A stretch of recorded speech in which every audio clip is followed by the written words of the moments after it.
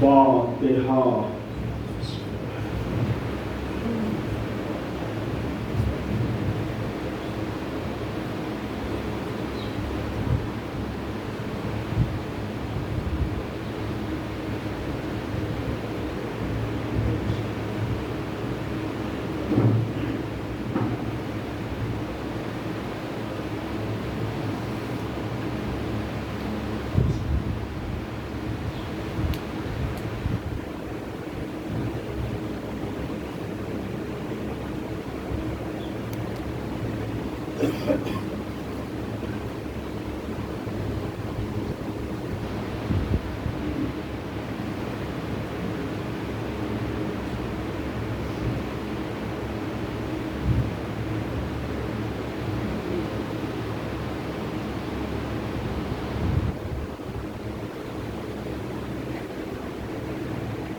لا حول ولا قوة إلا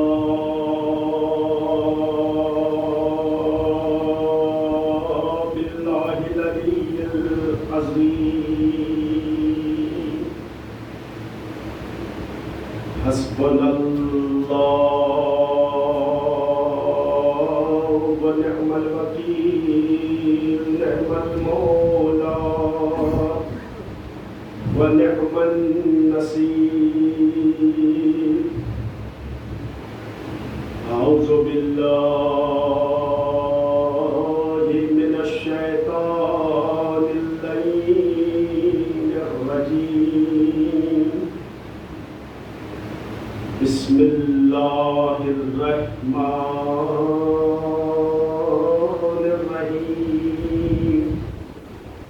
الحمد لله رب العالمين. الصلاة والسلام على سيد الأنبياء والمرسلين وخاتم النبيين الملقب بطه وياسين المصدق المصطفى الأمجد المحمود الأحمد بالقاسم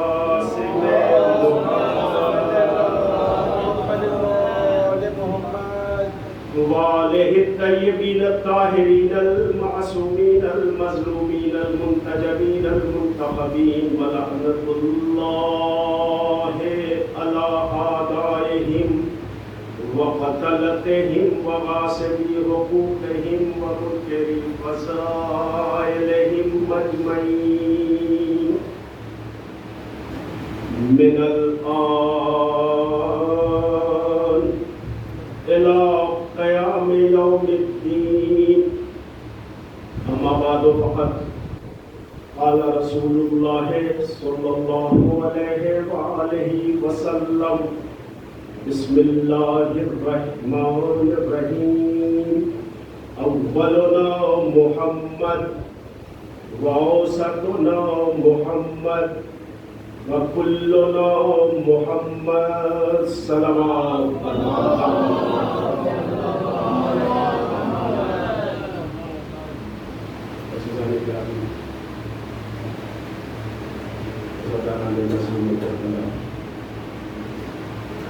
تھوڑا آپ لوگ احمد کو بھائی افضل اور آگے سے بڑھاؤ.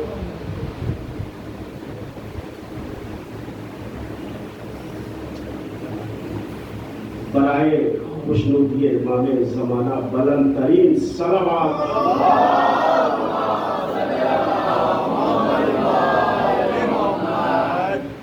کچھ محسوس کیا آپ نے؟ کل میں نے مجلس عزا اور فرش عزا کی دنیاوی افادیت پر مختصر روشنی ڈالی تھی. اس کا ایک نمونہ ابھی آپ کو دیکھنے کو ملا کہ یہ مجلس عزاداروں کو آگے بڑھنے کی تلقین دیتی ہے، کبھی پیچھے ہٹنے کی تلقین دیتی ہے. یہ مجلس، یہ فرش عزا ہمیشہ عزاداروں کو آگے بڑھنے. کبھی کسی ذاکر سے آپ نے نہیں سنا ہوگا کہ آپ کو پیچھے ہو جائیے بھائی. ہمیشہ ذاکر نے یہی کہا ہے کہ آگے اس کا مطلب کہ یہ مجلس یہ فرش ازا کا ایک یہ بھی فائدہ ہے کہ وہ ہمیشہ ہمیشہ، اسی لیے میں نے کل اپنے بچوں سے اس بات کے لیے گزارش کی تھی کہ مجلسوں میں ضرور آیا کریں. آدھے گھنٹے 45 منٹ کی گفتگو میں 40 منٹ میں نے مائنس کر دیا. 5 منٹ تو کوئی کام کی بات، 5 منٹ تو کردار سازی کی بات، 5 منٹ 5 جملہ تو انسانیت کو منزل کمال پر پہنچانے کی بات ہوتی ہے. اور وہ 5 جملہ، ان 5 جملوں میں 2 جملہ ہی انسان کو کے لیے بہت کافی ہے کہ انسان اگر اس پر عمل کر لے جائے. عزیزان گرامی، شکر ہے اس پروردگار عالم کا، اور ساری تعریف اس رب کائنات کے لیے کہ جس نے پوری کائنات کو سجا کر کے، پوری کائنات کو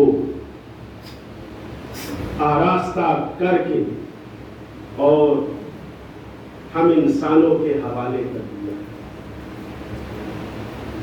یہ آسمان کا نیلا نیلا شامیانہ، یہ زمین خاکہ خاکی فرش، یہ ٹمٹماتے ہوئے چمکتے ہوئے ستارے، یہ شمس و قمر کی تابانیاں، یہ دریا کی روانی، یہ موجوں کا اچھلنا، یہ پرندوں کا چہچہانا، یہ سب اس خالق کائنات نے کسی کے لیے نہیں، آپ کے لیے، آپ کے لیے، آپ کے لیے بنایا ہے. آپ یہ نہ سمجھیں کہ اللہ نے یہ آسمان، یہ سورج، یہ چاند فرشتوں کے لیے بنایا ہے. نہیں، انسان کے لیے. لیکن بنا بنا کر کے اس نے جب بالکل پوری کائنات کو سجا دیا، بلکہ وہ تو اتنا بڑا کریم ہے کہ اس نے اس بات کو محسوس کیا کہ میں جسے اس دھرتی پر، اس زمین پر، اس کائنات میں بسانے جا رہا ہوں، میں خالق ہوں، اسے بھیج رہا ہوں. وہ بیچارہ چلا جائے گا، اس میں اس کا اپنا کوئی دخل نہیں ہے، وہ چاہ کے بھی نہیں رک سکتا ہے. جب میں چاہوں گا اسے بھیج دوں گا، اور جب میں چاہوں گا اسے بلا بھی دوں گا. یہ میرے اختیار میں ہے.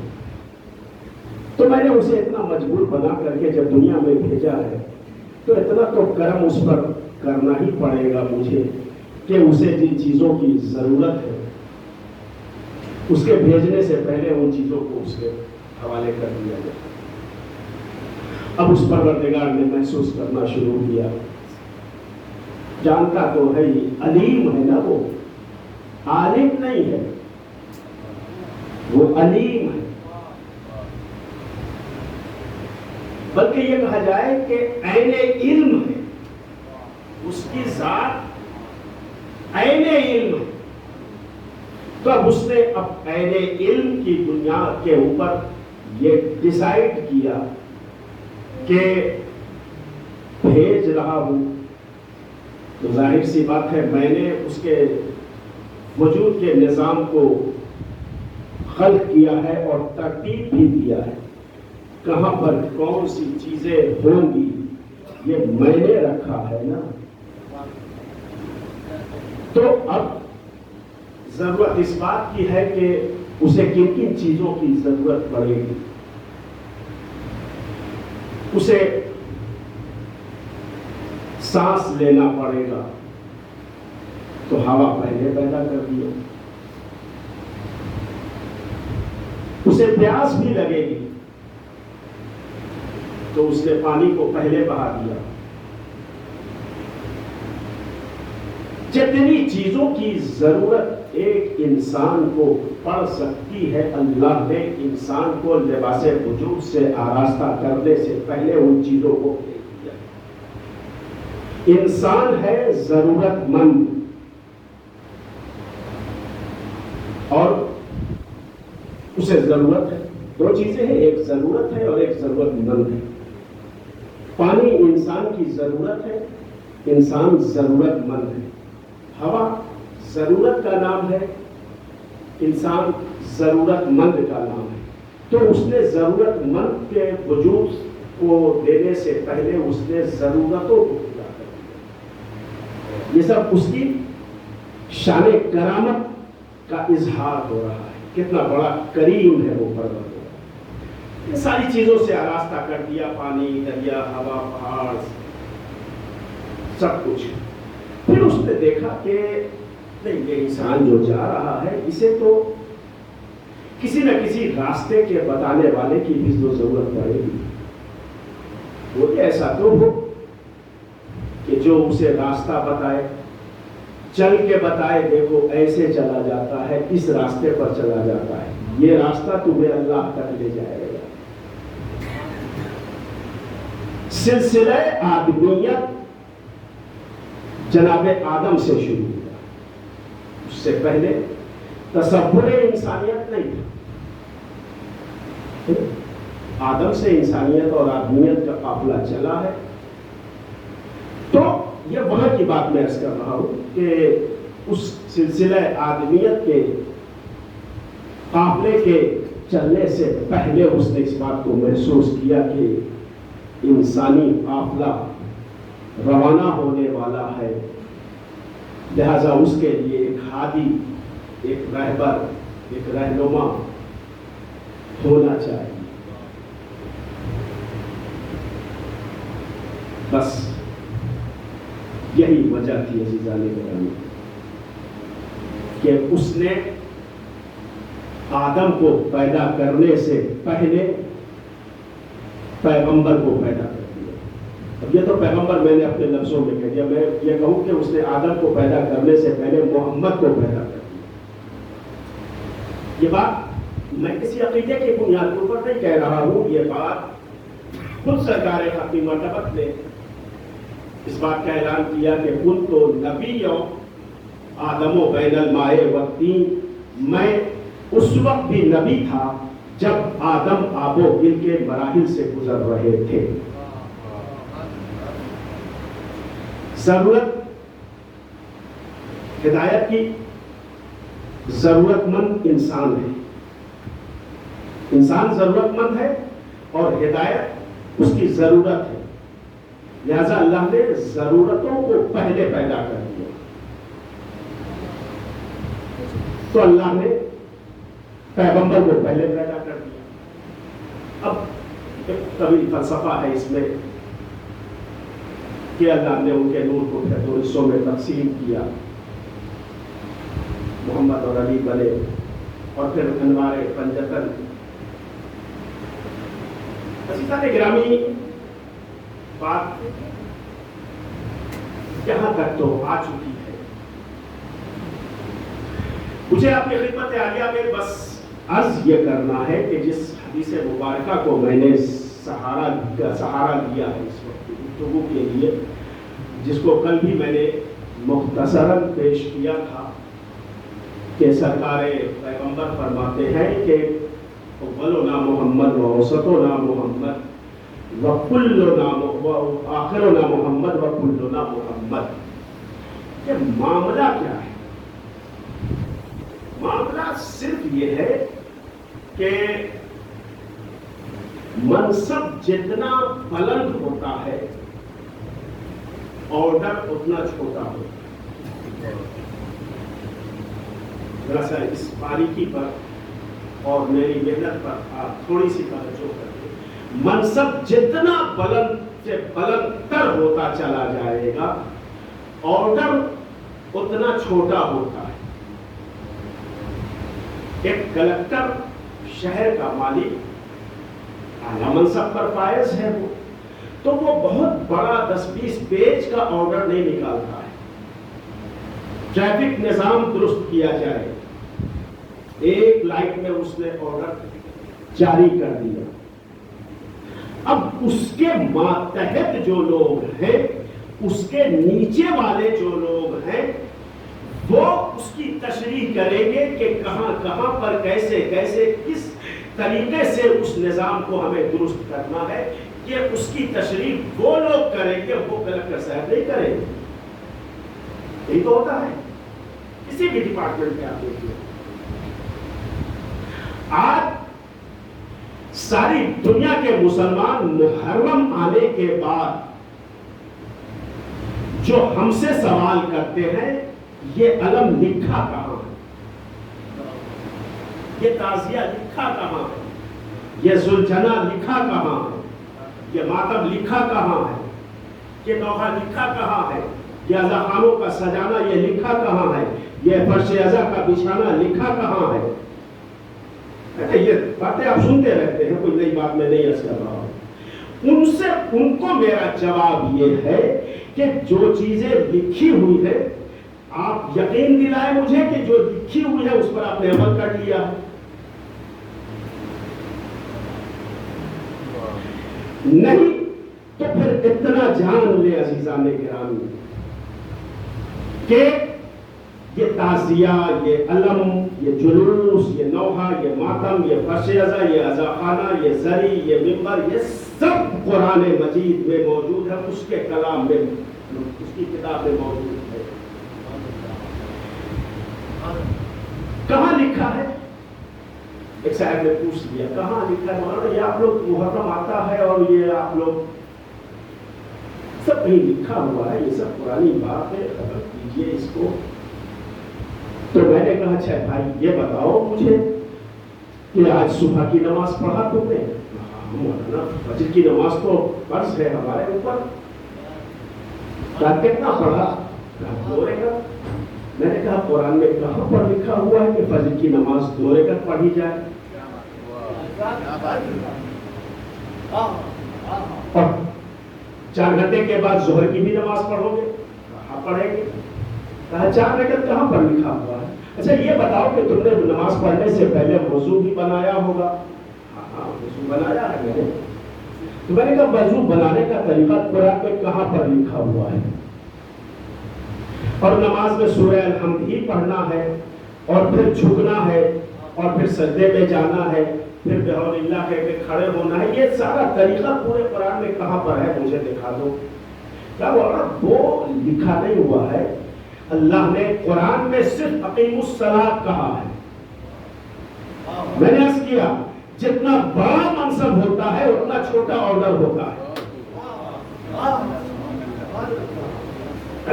اب اس کے ماتحت لوگ جو ہوتے ہیں، اس کے نیچے والے جو لوگ ہوتے ہیں، وہ اس کی تشریح کر کے دنیا والوں تک اس پیغام کو پہنچاتے ہیں. اللہ سب سے بڑا ہے. اس نے کہا اقیموا الصلاۃ. بس پورے قرآن میں آپ دکھلا دیجئے مجھے اقیموا الصلاۃ کا لفظ آیا ہے. نماز قائم کرو، نماز پڑھو، جو بھی آپ ترجمہ کرتے. کیسے پڑھے؟ اس کے لیے اس نے نیچے والے. تو اب اس کے نیچے ہے کون؟ اس کے نیچے تو محمد ہی ہے نا. اب وہی تو بتائیں گے کہ ہاں نماز کیسے پڑھی جائے. وہ اس نے جو سب سے اوپر ہے، سب سے اعلیٰ ہے، سب سے اکبر ہے، اس نے ایک آرڈر دے دیا. اب اس کی تشریح نیچے والے کر رہے. ایسے وضو کرو، ایسے نماز پڑھو، ایسے رکوع کرو، ایسے سجدہ کرنا ہے، یہ قیام کرنا ہے، یہ تشہد پڑھنا ہے، یہ سورہ حمد، یہ دوسری سورہ پڑھنا ہے. یہ عزیزان گرامی بس یہی اصول پوری کائنات کے لیے، ہر جگہ کے لیے یہی ہے. یہ عزاداری کہاں لکھا ہے؟ اس مالک کائنات نے، اس رب قدیر نے، اس اللہ اکبر نے پورے قرآن میں ایک جگہ ایک جملہ کہہ دیا، قُلْ لَا أَسْأَلُكُمْ عَلَيْهِ أَجْرًا إِلَّا الْمَوَدَّةَ فِي الْقُرْبَى. تمہارے اوپر پر اہل بیت کی مودت واجب ہے، بس یہ اہل بیت کی مودت واجب ہے، تو اب اس اہل بیت کی مودت میں یہ عزاداری بھی آ رہی ہے، بھئی ہمیں محبت کرنا ہے۔ وہ محبت کے جو طریقے ہوتے ہیں اس طریقے کو ہر انسان الگ الگ طریقے سے، کوئی سینہ پیٹ کر کے کرتا ہے، کوئی فرش عزا بچھا کر کے کرتا ہے، کوئی زری کو سجا کر کے کرتا ہے، کوئی جلوسوں کو نکال کر کے کرتا ہے۔ تو یہ ہے عزیزان گرامی، یہ حقیقت ہے۔ اللہ نے اپنے ان لوگوں کو بھیجا ہی اس لیے، اور یہ افراد آتے رہے صرف اس لیے کہ کسی نہ کسی شکل میں، کسی نہ کسی شکل میں توحید کو پہچانواتے رہے۔ یہ افراد دنیا میں آئے ہی اسی لیے ہیں کہ یہ کسی نہ کسی شکل میں توحید کو پہچانواتے رہے۔ اس مالک کائنات نے جب یہ سوچا کہ میں اپنی عظمت و بلندی کو ظاہر کروں، تو اس نے علی کو بھیج دیا۔ پھر جب اس نے سوچا کہ ذرا دنیا والوں کو اپنا حسن کو دکھا دیا جائے، یہ دنیا والے دیکھ تو لے کے تیرا اس کا خدا کتنا حسین ہے، اس نے حسن کو بھیج دیا۔ پھر اس نے محسوس کیا کہ ذرا اپنی شان کرامت دکھا دی جائے کہ اللہ، تیرا اللہ جس نے تجھے زمین پر زیورے وجود سے آراستہ کر کے بھیجا ہے، وہ کریم کتنا ہے۔ تو اس نے حسین جیسے کو کریم کو بھیجا۔ پھر اس نے سوچا کہ ذرا اپنے سجدے کی عظمت کو دنیا والوں پر ظاہر کر دی جائے، تو اس نے سید سجاد کو بھیج دیا۔ پھر اس نے سوچا کہ ذرا اپنا علم تو دنیا پر آشکار کر دیا جائے، تو اس نے محمد باقر و النبیین کو بھیج دیا۔ اس نے سوچا کہ ذرا اپنی صداقت کا کلمہ بھی لوگوں سے پڑھوا لیا جائے، اس نے امام جعفر صادق کو بھیج دیا۔ اس نے سوچا کہ ذرا دنیا میری عطا کو دیکھ لے، تو اس نے امام موسی کاظم کو بھیج دیا۔ اس نے سوچا کہ دنیا ذرا میری رضا کو تو دیکھ لے کہ میں کس سے راضی ہوں، کس سے ناراض ہوں، اس نے امام رضا کو بھیج دیا۔ اس نے سوچا کہ دنیا میرے بتائے ہوئے عمل پر، بتائے ہوئے حکم پر عمل کر کے متقی بن جائے، تو کیسے متقی بنے گا؟ کوئی ایسا آئیڈیل تو ہونا چاہیے، لہذا اس نے امام محمد تقی کو بھیج دیا۔ پھر اس نے سوچا کہ ذرا دنیا میری نقابت کو بھی تو دیکھ لے، اس نے امام حسن، اس نے امام علی نقی کو بھیج دیا۔ پھر اس پروردگار عالم نے سوچا کہ دنیا ذرا یہ تو دیکھے کہ ہاں وہ مجھ سے ڈرتا کتنا ہے، وہ اس کا لشکر کیسا ہے، لہذا اس نے حسن عسکری کو بھیج دیا۔ اور دنیا نے جب اس پروردگار عالم نے یہ محسوس کیا کہ میں دنیا کو یہ بھی تو بتا دوں میں غائب ہوں نا، میں پردہ غیبت میں ہوں، تو دنیا کو یہ حیرت ہوگی کہ وہ خدا کیسا ہے کہ جو پردہ غیبت میں ہے، لہذا ایک کو اس نے پردہ غیبت میں رکھ کر دنیا والوں کو بتا دیا کہ دیکھ یہ پردہ غیبت میں ہے، تو وہ پردہ غیبت دیتی ہے۔ صلوات پڑھتے ہیں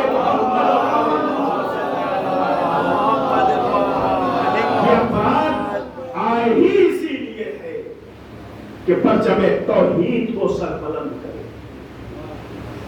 ان کے آنے کا ہدف، آنے کا مقصد ہی یہی ہے کہ پرچم توحید کو بلند کیا جائے۔ اسی لیے ٹائم ٹو ٹائم، وقت وقت پر جب جیسی ضرورت محسوس کیا، ایک ہی، اسی لیے اب شریعت کا حکم دیکھیں کہ شریعت کا حکم یہ ہے کہ تم اپنے بچوں کا اچھا نام رکھو، اچھا نام رکھو۔ اچھا نام مطلب آل محمد کے ناموں پر نام رکھو۔ آج کائنات کے والدین اپنے بچوں کا جو نام رکھتے ہیں، دو باتیں ان کے پیش نظر ہوتی ہیں۔ پہلی بات تو یہ ہے کہ اس سے ان کا علمی معیار ظاہر ہوتا ہے،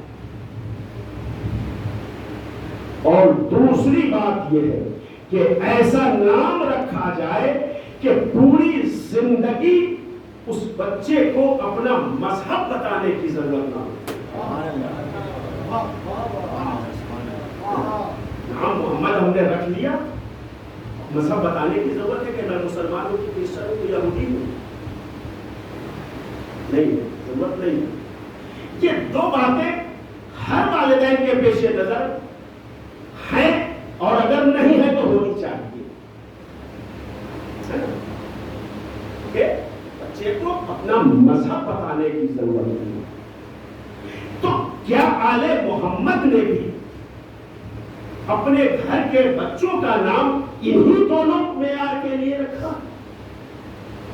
علمی معیار کو بتانے کے لیے کہ دیکھو ہمارا گھرانہ کتنا پڑھا لکھا ہے، یا اپنے بچوں کا نام مذہب بتانے کے؟ نہیں۔ آل محمد نے جو علی رکھا، جو محمد رکھا، جو جعفر رکھا، جو قاسم رکھا، یہ اس لیے نہیں کہ ہاں مذہب بتانے کی ضرورت، جو مذہب لے کر آیا ہو، جو مذہب دینے آیا ہو، وہ مذہب بتانے کی اسے ضرورت، پھر کیوں رکھا؟ کہا اس لیے رکھا ہے کہ یہ جتنے نام ہم نے رکھے ہیں یہ سب اس کی صفات کے مظہر بن کر کے کائنات صلوات پڑھے محمد علیہ۔ اس لیے نہیں کہ ہاں مذہب بتانے کی ضرورت نہیں پڑے، اس لیے نہیں کہ ہاں علمی معیار کا اظہار ہو سکے، نہیں، یہ جتنے نام ہیں یہ سارے نام اس کی صفت کے مظہر ہے۔ وہ علی الاعلیٰ ہے تو یہ علی ہے۔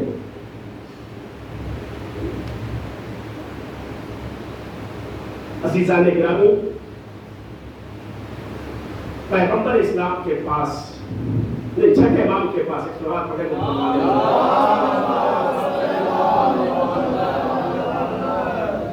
چھٹے امام کی خدمت میں ایک شخص آیا اور آنے کے بعد کہا فرزند رسول، آپ کے جد کی یہ حدیث اولنا محمد اوسطنا محمد وآخرنا محمد وکلنا محمد، میرے پیش نظر ہے آپ کے جد نے یہ فرمایا ہے کہ اپنے بچوں کا نام سب کے سب محمد ہے، یہ تو آپ کے ہاں پھر میں تھوڑا ڈفرینس دیکھ رہا ہوں۔ ڈفرینس کہاں ہونا تو یہ چاہیے تھا کہ محمد اول، محمد ثانی، محمد ثالث، 12 محمد، سب کے نام میں محمد لگا ہوتا، اول، دوم، سوم، ثالث، رابع، خامس، یہ ہونا چاہیے تھا۔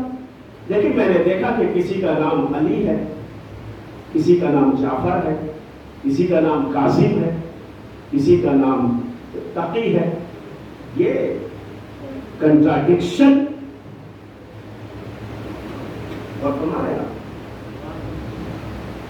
کے جب تک تو کہیں کہ سب کو سب محمد ہے تو ہونا بھی چاہیے سب کے سب محمد، لیکن ناموں میں یہ تھوڑا فرق دکھائی دے رہا۔ چھٹے امام اس کے سوال پر، اس کی نادانی پر مسکرائے۔ تو امام ہی ہوتا ہے نا جو دل کی آواز کو بھی سنتا ہے اور شعور پر لکھی ہوئی تحریر کو بھی پڑھتا ہے۔ کیا لے کر آیا ہے، کتنا ظرف ہے، اس کے ظرف کو دیکھ لیں۔ کہا اچھا ٹھیک ہے، بیٹھ جاؤ بیٹھ جاؤ۔ وہ دیکھو تم کیا رکھا ہوگا، کہا مولا یہ قرآن رکھا ہوگا، کہا قرآن لاؤ، تمہارے سوال کا جواب اسی قرآن سے۔ بولا ہم نے سوال آپ سے کیا کیا ہے، اس کا جواب تو رکھا اسی قرآن میں پوری۔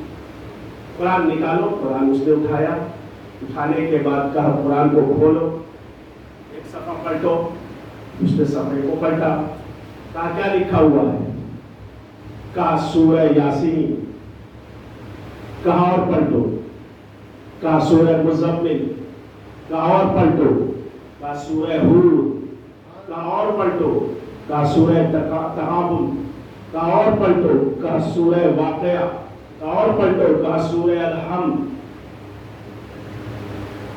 کہا کہ یہ قرآن ہے، جب یہ قرآن ہے تو کوئی سورہ یاسین، کوئی سورہ مزمل، کوئی سورہ رحمان، کوئی سورہ الحمد، کوئی سورہ واقعہ، کوئی سورہ آل عمران، تم نے تو ابھی کہا کہ یہ قرآن ہے. کہا مولا آپ سمجھے نہیں, جب یہ بکھرتے ہیں تو سورہ یاسین, سورہ مزمل, سورہ رحمان, سورہ حمد, سورہ توحید بن جایا کرتے ہیں. جب یہ ایک ہوتے ہیں تو قرآن بن جایا کرتے ہیں. چھٹے امام نے فرمایا بس یہی تو ہمارے یہاں کا بھی دستور ہے. جب یہ الگ الگ ہوتے ہیں تو کوئی محمد ہوتا ہے, کوئی جعفر ہوتا ہے, کوئی کاظم ہوتا ہے. جب یہ سب جمع ہوتے ہیں تو محمد بن جایا کرتے ہیں. صلوات پڑھتے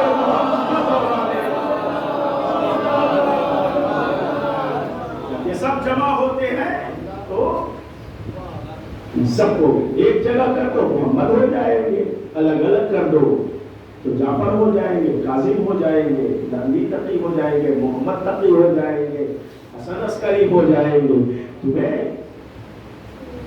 یہ ہے عزیزان گرامی, یہ سب کے سب محمد ہیں. اور اسی لیے تو مولانا مودودی نے محدث دہلوی,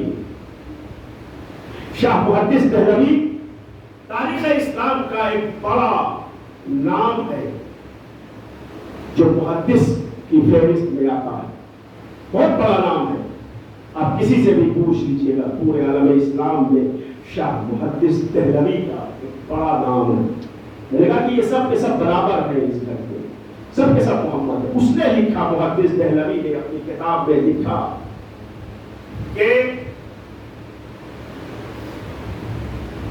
حسین کا قتل اصل میں محمد کا قتل ہے. اس لیے کہ یہ حدیث اس کے پیش نظر تھی, ہمارے سب کے سب محمد ہیں. لہذا اس بنیاد پر اس نے یہ جملہ, ایک ہی جملہ لکھا کہ امام حسین کا قتل اصل میں محمد کا قتل ہے. کاش کہ میں محدث دہلوی کے زمانے میں ہوتا, کیا محدث دہلوی آج ہوتے تو میں اسے اتنا تو ضرور پوچھتا. محدث دہلوی بڑا پیارا جملہ آپ نے, بڑی عقیدت سے بھرا ہوا جملہ آپ نے لکھا ہے کہ حسین کا قتل اصل میں محمد کا قتل ہے. تو پھر یہ بھی تو لکھ دیتے کہ حسین کا قاتل محمد کا قاتل ہے. کیا تکلیف ہو رہی تھی یہ لکھنے میں آپ کو؟ جب حسین کا قتل محمد کا قتل ہے تو حسین کا قاتل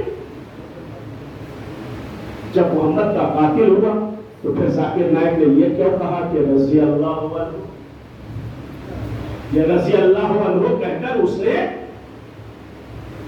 اپنا شجرہ بھی بتا دیا, اور جتنے رضی اللہ اب تک گزرے ہیں ان سب کے لیے ایک سوالیہ نشان تو لگا ہی دیا ہے. اس نے بظاہر اس نے چھوٹا سا جملہ رضی اللہ کہہ کر کے نکل گیا عزیزان گرامی, لیکن کتنی بڑی بات اس نے کر دیا کہ اب اس سے پہلے جتنے بھی رضی اللہ ہوں گے وہ سب مشکوک ہیں, ان سب پر ریسرچ ہونا چاہیے. یزید رضی اللہ بہت مشہور ہے, کچھ آپ نے بھی سنا ہوگا, یوٹیوب پر بھی آیا ہے, سوشل میڈیا پر بھی آیا تھا. ایسے ایسے رضی اللہ حسین کا قاتل اصل میں محمد کا قاتل ہے. اب دنیا خود فیصلہ کرے کہ حسین اگر قتل نہ ہوتے تو پھر کیا ہوتا. حسین اگر شہادت نہ پیش کرتے تو پھر اسلام کا کیا ہوتا, پھر دین محمدی کا کیا ہوتا, پھر دین محمدی کا شیرازہ بکھر گیا ہوتا. پھر ہر وہ اصول, ہر وہ قانون کے جو دین اسلام میں داخل کیا گیا ہے وہ دین اسلام سے باہر ہوتا, اور جسے دین اسلام نے اسلام سے باہر رکھا ہے وہ سب دین اسلام میں داخل ہو گیا. حسین بن علی کا کرم ہے کہ انہوں نے اسلام کو تباہی سے بچایا ہے. دین بھلے ہی قدیر میں مکمل ہوا ہے لیکن دین کربلا میں محفوظ ہوا. اور اس کی حفاظت کرنے میں امام حسین کو کتنی قربانیاں دینی پڑی ہیں عزاداروں، یہ صرف سن لینے سے نہیں ہے۔ آپ ذرا کبھی ٹھنڈے دل سے سوچیں کہ اگر جناب مسلم کو اپنے بھائی ہے نا سفیر بنا کر کے کوفہ بھیجا ہے امام حسین نے، تو بقائے اسلام کے لیے بھیجا ہے، دین کی حفاظت کے لیے امام حسین نے جناب مسلم کو کوفہ بھیجا ہے۔ بھائی مسلم، میں تمہیں سفیر بنا رہا ہوں۔ اللہ اکبر، سفیر، سفیر کہتے کسے ہیں؟ جس پر امام کو، امام وقت کو اعتماد ہو۔ سفیر کا مطلب ہی یہ ہے کہ وہ جو ڈیسیژن لے گا، جو فیصلہ لے گا، وہ امام کا فیصلہ ہے۔ بظاہر معصوم نہیں ہے، بظاہر امام نہیں ہے جناب مسلم، لیکن امام نے نگاہ امامت سے جو منتخب کیا تو امامت کی نگاہ انتخاب جا کر جناب مسلم پر ہوئی ہے۔ بھیا مسلم، تم کوفے چلے جاؤ، اور جناب مسلم کوفے گئے۔ سرداروں، جو محرم ہے،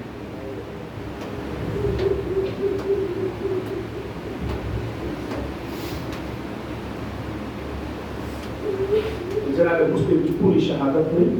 بس آپ اتنا سا سوچیں کہ جب ساری دنیا عید کی تیاری کر رہی تھی تو جناب مسلم کے پیروں میں رسیاں باندھ کر کوفے کی گلیوں میں پھرایا جا رہا۔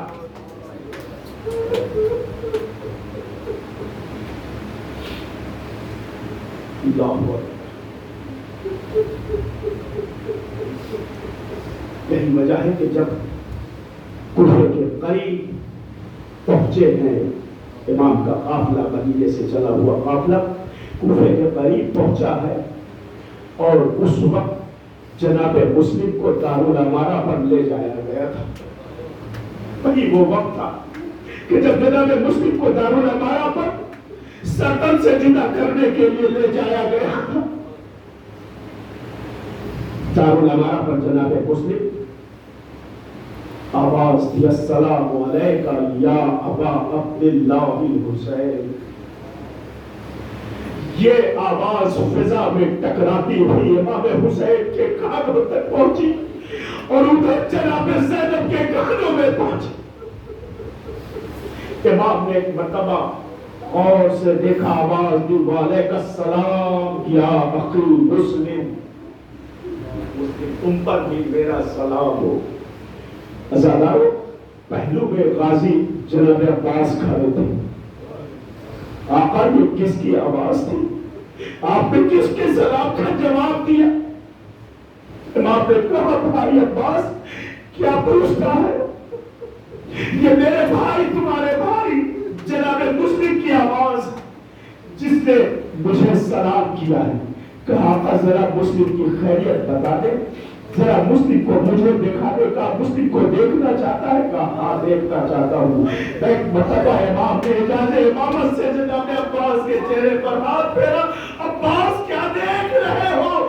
کہا آقا میں دیکھ رہا ہوں بھائی مسلم دارالامارہ پر لے جایا گیا ہے، بس اب قریب سروتن میں جدائی ہونے والی ہے۔ آقا اتنا کرم کر دیجئے کہ اس عباس کو اتنی اجازت ہو جائے کہ یہ عباس کوفے پہنچ کر اپنے مسلم کے قریب پہنچ جائے، اس لیے کہ اب تو قریب سروتن سے جدائی ہوگی اور سر دارالامارہ سے نیچے گرایا جائے گا۔ یہ عباس کم سے کم وہاں تو موجود رہے، اپنے بھائی کے سر کو اپنے دامن میں جگہ دے دے۔ یہ سنت ہے کہ امام حسین نے کہا، عباس ارے تو بھیا مسلم کو لاوارث سمجھتا ہے، ذرا غور سے دیکھ اب جو عباس نے دیکھا کیا دے گا۔ ارے ایک سیاہ فوج بی بی ارے دارالامارہ کے نیچے اپنے دامن